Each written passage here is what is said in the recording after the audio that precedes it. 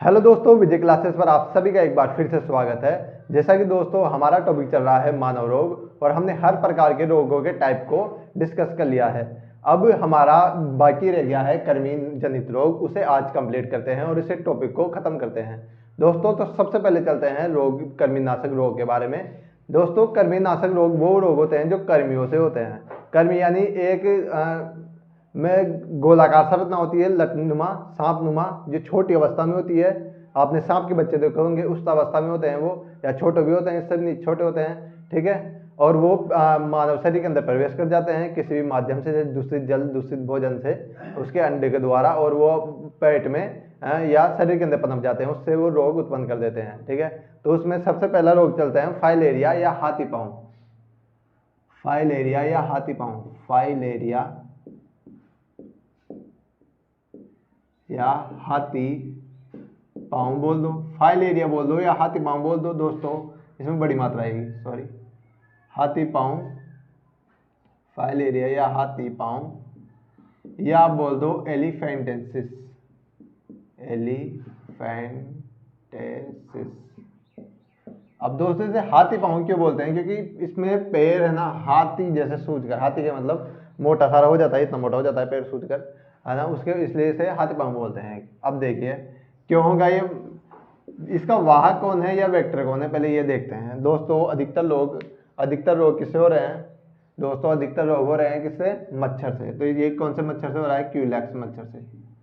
क्यूलैक्स मच्छर के काटने से, क्यूलैक्स मच्छर में कौन के काटने से यह रोग मानव शरीर में पहुंच जाता है, ठीक है। कौन सा है? क्यूलैक्स मच्छर के काटने से। वाहक हो गया इसका कौन सा? क्यूलैक्स मच्छर। रोगजनक कौन सा होगा? रोगजनक जो रोग उत्पन्न करता है, कौन होगा रोगजनक? दोस्तों इसका रोगजनक है वाउचेरिया ब्रैंकोफ्टाई। इसका रोगजनक है वाउचेरिया ब्रैंकोफ्टाई नाम का कृमि, ठीक है। कौन है? वाउचेरिया ब्रैंकोफ्टाई का नाम का नेमेटोड्स इसमें रोग उत्पन्न करता है। रोग क्या उत्पन्न करेगा दोस्तों? संक्रमण कहाँ पड़ेगा दोस्तों? क्वेश्चन पूछा जाएगा कि हाथी पांव में कौन संक्रमित होता है, कौन प्रभावित होता है ना, कौन सा तंत्र प्रभावित हो रहा है? तो लसिका तंत्र प्रभावित होता है। कौन सा? लसिका तंत्र प्रभावित हो जाएगा, लसिका तंत्र प्रभावित होगा, ठीक है। ब्लड में जाके लसिका तंत्र को प्रभावित कर देगा। कौन? वाउचेरिया ब्रैंकोफ्टाई। अब ये करता क्या है? ये लसिका तंत्र को प्रभावित कर देगा। इससे क्या होगा दोस्तों? जरूरी नहीं कि हाथ पैर ही सूजेगा, मुंह भी सूज जाता है, नाक भी सूज जाती है, कोई किसी भी अंग में सूजन आ सकती है, ठीक है। तो लसिका तंत्र को प्रभावित करेगा। क्या होगा? लसिका का जमाव हो लसिका का जमाव हो जाता है पैर पर, जिससे वह अंग क्या होता है? वह अंग में सूजन आ जाती है, ठीक है। लसिका की परतें दर्भ एक के बाद एक के बाद एक के बाद जमा होने लग जाती है, जिससे क्या होता है? जिससे पैर मोटा सारा हो जाता है। ऐसा लगता है कि हाथी का पैर है। हाथी का पैर मीन्स ये हाथ है, ये इतना मोटा हो गया, तो ऐसे हाथी भी मोटा ताजा होता है, तो उसी तरह हाथी पाँव में ये होगा। तंत्र का क्या होगा? इसमें लसिका तंत्र प्रभावित होगी, लसिका तंत्र प्रभावित होगी और अंग में सूजन आ जाती है, ठीक है ना। लक्षण में वही कि क्या होगा? हाँ, हाथ पैर में सूजन आ जाती है, हाथ पैर सूजकर मोटा हो जाता है, सूजकर मोटा हो जाता है, हाथ पैर सूज के क्या हो जाता है? मोटा हो जाता है। अब इसके उपचार की बात करेंगे भाई। उपचार भी होगा क्या कुछ मैं? हाँ दोस्तों, इसका उपचार है क्या है? ऑपरेशन द्वारा। ऑपरेशन द्वारा ठीक होता है क्या? ऑपरेशन द्वारा ठीक होता है, ऑपरेशन द्वारा ठीक होता है। कौन सा? हाथी पाँव, फाइलेरिया हाथी पाँव। आपने भिखारियों को देखा होगा, किसी किसी को, जो हाथ पैर मोटे मोटे होते हैं, भीख मांगते रहते हैं, पैसे मांगते रहते हैं ना, उनके ये हाथी पाँव ही रोग होता रहा होता है, ठीक है। वो कमा नहीं पाते, फिर वो भीख भीख मांगते थे। ऑपरेशन से कैसे दोस्तों? ऑपरेशन से इस तरह ठीक होगा ये, जैसे लसिका को निकाल दिया जाता है। जैसे पैर सूज गया, पैर में क्या जमा हो गई? लसिका। अब लसिका को निकाल दिया जाता है, ठीक है। इससे ये ऑपरेशन द्वारा ठीक किया जाता है। तो फाइलेरिया हो गया, ठीक है। फाइलेरिया हाथी पाँव या एलिफेंटिसिस को आप वो ले लो, क्या होता? स्क्रीनशॉट। चलते हैं अगले अगले रोग पर।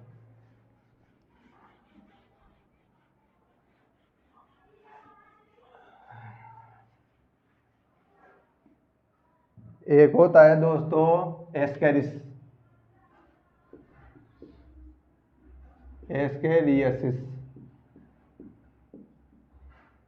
अब ये एस्केरिस क्या होता है दोस्तों, बचपन में सबके हो रखा है रोग, लगभग सब बच्चों के एस्केरिस रोग होता है।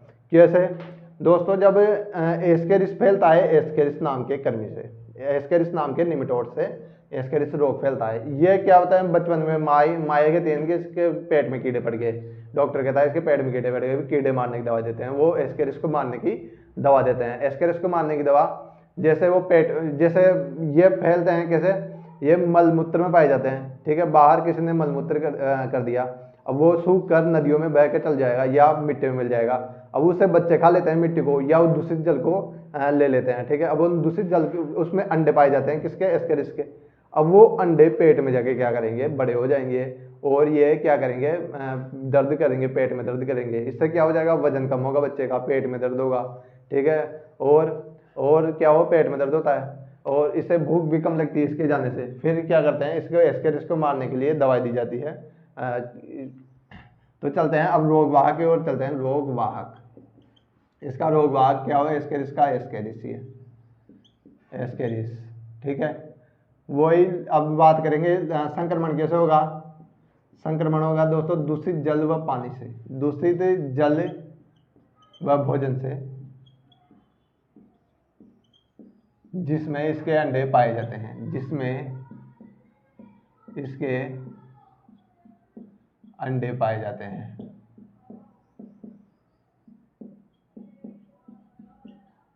दूषित जल व भोजन से जिसमें इसके अंडे पाए जाते हैं, उसमें एस्केरिस रोग होता है, ठीक है।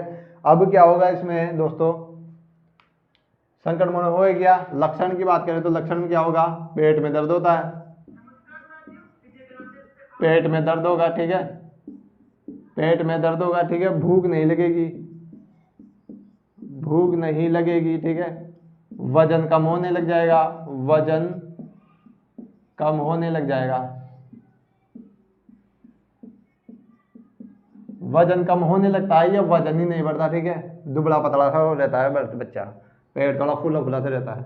तो लक्षण होएंगे। और उपचार की बात करें तो एंटी निमेटोड दवाई दी जाती है, यानी एंटी कर्मीनाशी दवाई दी जाती है, कर्मीनाशी दवाई, कर्मीनाशी दवाई आती है जिससे ये रोग ठीक हो जाता है। कर्मीनाशी जरूरी नहीं कि बच्चों में होगा, बड़ों में भी होता है, पर बच्चों में आमतौर पर होता है, ठीक है।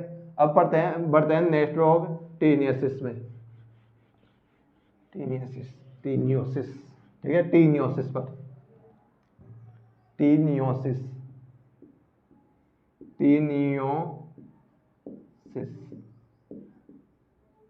टीनियोसिस, ठीक है, जिसे बोलते हैं फीताकृमि। ये निमेटोड क्या होता है, लंबा सारा होता है, और फीता जैसा चपटा होता है ना, उस टाइप से ये चपटा होता है, इसलिए इसे फीताकृमि बोलते हैं। संक्रमण कैसे होगा दोस्तों, सॉरी पहले वो देखते हैं रोगवाहक। रोगवाहक कौन सा है इसका, टीनियोसिस का दोस्तों, इसका रोगवाहक है टीनिया सोलियम, टीनिया सोलिनम, टीनिया सोलिनम नाम का निमेटोड यह रोग पैदा करता है, टीनियोसिस रोग पैदा करता है, ठीक है। संक्रमण कैसे होगा दोस्तों इसका, फीताकृमि का संक्रमण कैसे होगा दोस्तों, यह सुअर में पाया जाता है। इसका वाहक कौन है, वाहक भी नोट कर लो, वाहक होता है इसका सुअर। अब सुअर में होगा तो सुअर को खाने से, सुअर को के कच्चे मांस या अधपके मांस को खाने से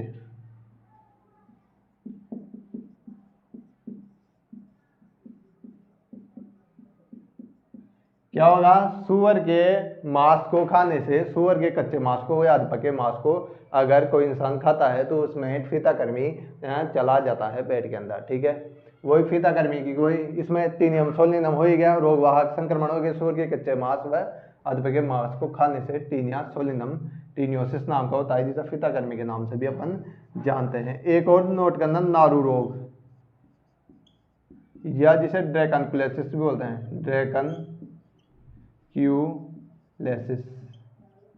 ड्रैकनक्यूलेसिस नाम से भी जिसे जानते हैं, ड्रैकनक्यूलेसिस। इसका रोगवाहक कौन है दोस्तों? हर चीज का रोगवाहक इंपॉर्टेंट होता है, ठीक है, एक रोग का रोगवाहक बहुत ज्यादा इंपॉर्टेंट होता है। सीधा डायरेक्ट क्वेश्चन पूछ लिया जाता है रोगवाहक से भी, या ये भी पूछा जाएगा कि कृमि से कौन कौन सा रोग होगा। क्वेश्चन इस टाइप के बनेंगे, इतना डिटेल से नहीं पूछेगा इसके अंदर। कृमिनाशी में ज़्यादा डिटेल नहीं पूछी जाती, और पुलिस राजस्थान पुलिस में इनमें हुआ तो बिल्कुल नहीं पूछी जाती। तो ड्रैकनक्यूलेसिस रोगवाहक, ड्रैकनक्यूलस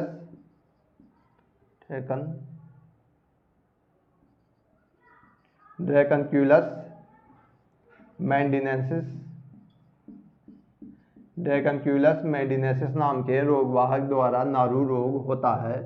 संक्रमण कैसे होगा? वही दूषित जल व भोजन से। अब संक्रमण हो गया, अब लक्षण देखते हैं, लक्षण में क्या क्या वो प्रकट होंगे। फोड़ी फुंसियां हो जाती है शरीर के अंदर, और क्या होगा, और ये शरीर के अंदर जाता है और खुद को लंबा सारा कर लेता है, ठीक है, बड़ा करता है, और फिर शरीर से उन फोड़ी फुंसियों के द्वारा निकलता रहता है, ठीक है। यह फोड़ी फुंसियों से निकलेगा धागे के रूप से, ऐसे बाहर निकलता रहता है। इसे बीच में तोड़ दे अगर, तो ये क्या होगा, वापस भी चल जाता है। तो इसे बीच में नहीं तोड़ जाता, जब तक बाहर निकलता रहता है तब तक निकालने पड़ता है, ठीक है। तो क्या होगा लक्षण, फोड़े फुंसी हो जाएंगे, फोड़े फुंसी से यह कृमि बाहर निकलता है शरीर से।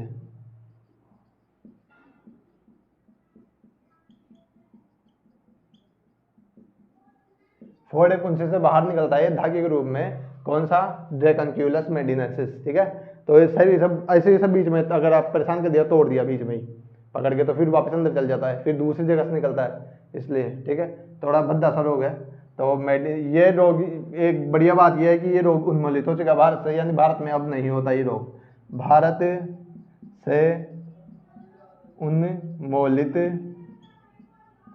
हो चुका है, भारत से उन्मूलित हो चुका है नारू रोग या ड्रैकनक्यूलोसिस, ठीक है। अब आगे बढ़ते हैं नेक्स्ट रोगों की ओर, इसे मिटाते हैं। नेक्स्ट रोग लेते हैं अपन कवक से होने वाले रोग, कवक से होने वाले रोग।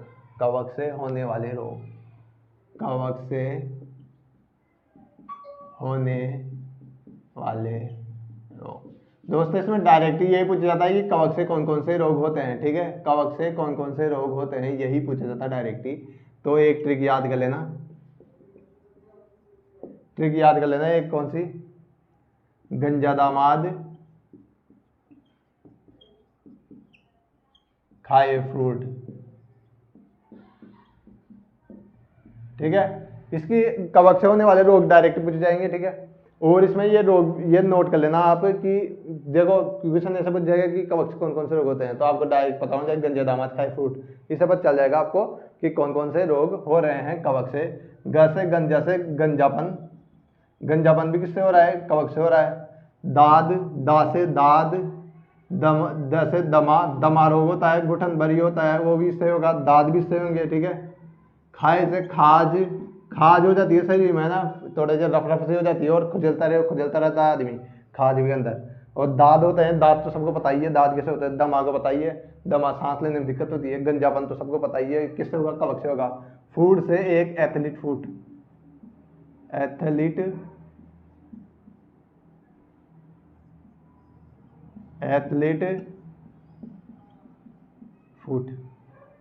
फूड होगा, एथलीट फूड, ठीक है। तो याद रखें, गंजा दामाद खाए फ्रूट कवक से होने वाले रोग है मोस्टली। क्या, गंजा से गंजापन, दा से दमा, ठीक है, दा से दाद, द से दमा, खाए से खाज, फ्रूट से एथलीट फूड्स होते हैं, ठीक है। अभी हमारा टॉपिक ये खत्म हो चुका है, ठीक है। तो अगला टॉपिक कल स्टार्ट कर देंगे अपन। आपको वीडियो अच्छा लगे तो लाइक कीजिए, शेयर कीजिए, सब्सक्राइब कीजिए। जय हिंद, जय भारत।